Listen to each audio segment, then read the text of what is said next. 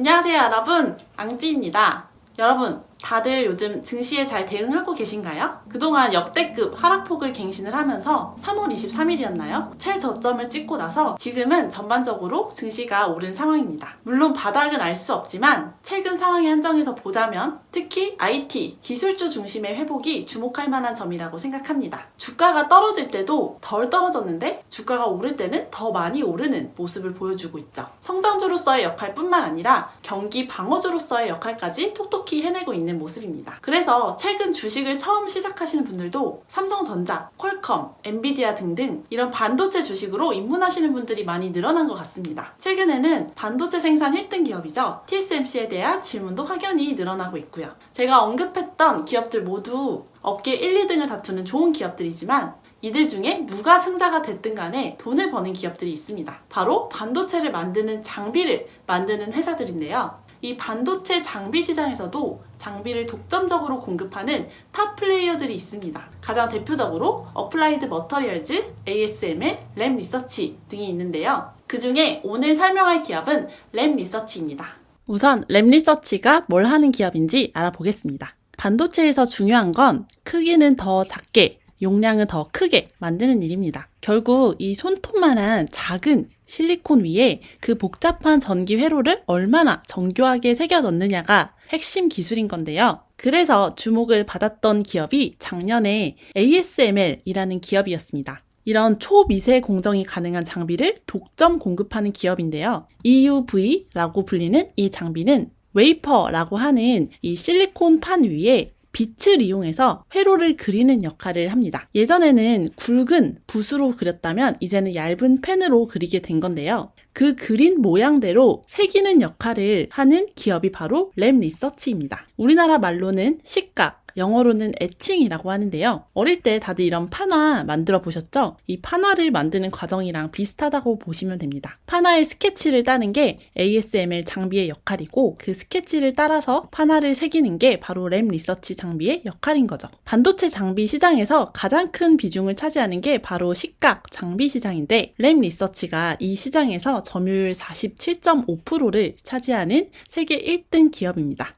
물론 전체 매출액 기준으로는 세계 4등 반도체 장비 기업이고요. 2019년 매출액은 96억 불, 우리나라 돈으로 약 11조 원 수준입니다. 그리고 영업이익은 24억 불, 영업이익률이 약 25%에 달합니다. 반도체 분야별 매출 구성을 보면 D램과 낸드 플래시라고 하는 메모리 반도체 분야가 52%고 시스템 반도체, 이 파운드리 분야가 36%입니다. 그래서 주요 고객사는 삼성전자, SK하이닉스, TSMC과 같이 반도체를 생산하는 기업들입니다. 자, 그러면 램 리서치의 장점을 알아보겠습니다. 첫 번째로 시스템 반도체 시장 성장에 따라서 장비에 대한 수요가 늘어날 거라는 겁니다. 엔비디아, 퀄컴, IBM 등등 주요 반도체 설계 기업들이 이런 늘어나는 수요에 대응하기 위해서 삼성전자, TSMC와 같은 반도체 생산 기업들에게 엄청나게 일을 줄 거라는 것이죠.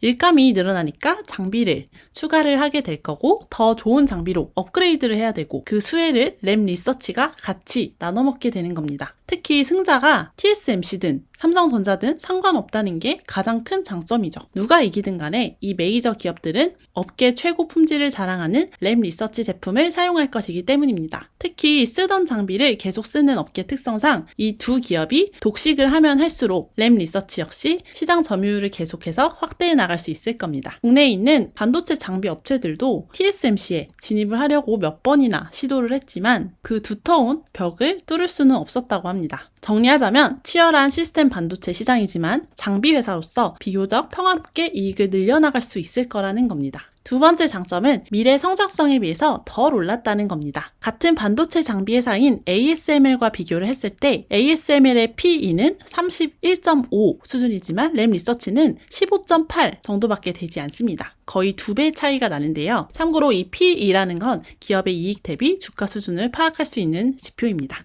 그런데 왜 이렇게 차이가 나냐? 사실 덜 오른 이유가 있습니다. ASML이 초미세 공정이 가능한 EUV 장비를 공급하고 있다라고 말씀을 드렸는데요. 이 장비가 공급이 되면 공정 효율이 개선이 되면서 예를 들어 예전에는 5번에 나눠서 하던 작업을 이제는 한 번만 해도 된다고 합니다. 즉 EUV 장비가 대세가 되면 램 리서치 장비에 대한 수요가 줄어든다는 우려가 있었던 건데요. 그래서 ASML에는 돈이 몰렸지만 램 리서치는 상대적으로 소외되어 있었습니다.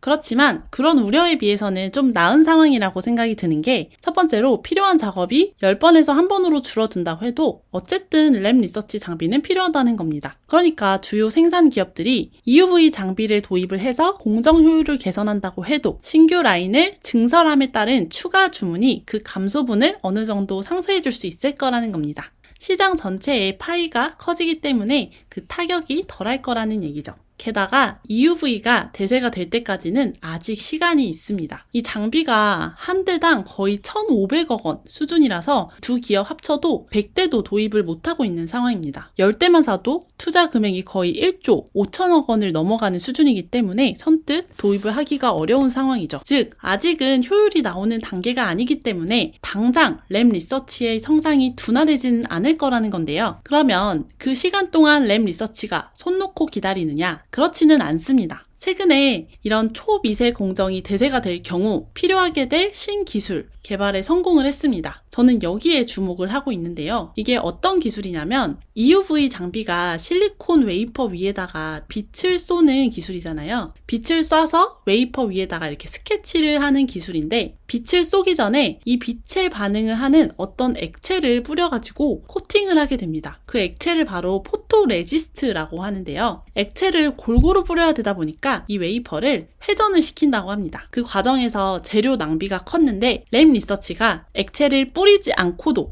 코팅막을 입힐 수 있는 방식을 개발을 한 겁니다. ASML과 합작해서 만든 기술인 만큼 ASML에서도 이 기술이 상용화될 수 있도록 밀어줄 수 있지 않을까 생각이 드는데요. 지금 이 EUV용 포토레지스트는요, 일본 기업들이 독점을 하고 있는 상황입니다. 혹시 다들 기억하시나요? 작년에 일본이 우리나라의 수출을 규제하면서 반도체 공정에 차질이 생기게 될 거다라면서 난리가 났었는데 그 수출 제한에 걸린 핵심 부품 중에 하나가 바로 이 제품이었습니다. 그래서 일본 의존도를 낮추기 위해서라도 삼성전자에서 램 리서치 제품에 관심을 가질 확률이 큽니다. 램 리서치도 새로운 반도체 소재 시장에 진출을 하면서 오히려 미세 공정으로 갈수록 자기들 매출은 더 늘어날 것이다 라고 발표를 했죠. 만약 이게 현실화된다면 큰 기회가 될 수 있지 않을까 생각이 듭니다. 마지막으로 램 리서치의 배당 투자 정보 살펴보도록 하겠습니다. 시가총액은 약 380억 불로 우리나라 돈으로는 45조 원 수준이고요. PE는 아까 말씀드렸다시피 15 정도 됩니다. 배당률은 1.72%로 반도체 장비 회사들 중에서는 괜찮은 수준이고요. 배당 성향은 30%로 앞으로 늘려나갈 여력이 충분히 있다라고 보시면 되겠습니다. 배당 주기는 분기 배당이고 1월, 4월, 7월, 10월 이렇게 4번 배당을 지급하고 있습니다. 배당을 주기 시작한 역사는 그렇게 길지는 않습니다. 6년 정도밖에 되지 않았고요. 그래도 6년 동안 꾸준히 배당을 늘려왔습니다. 배당금 증가율은 최근에는 4.5%를 늘렸는데 18년도에 한번 거의 2배 가까이 배당을 늘리면서 5년 평균은 40.5%로 상당히 높은 수치로 나왔습니다. 앞으로 실적이 잘 나오기만 한다면 배당을 대폭 올릴 수 있는 그런 가능성을 보여준 기업이 아닐까 싶습니다. 그럼 오늘은 여기까지 하도록 하겠습니다. 안녕!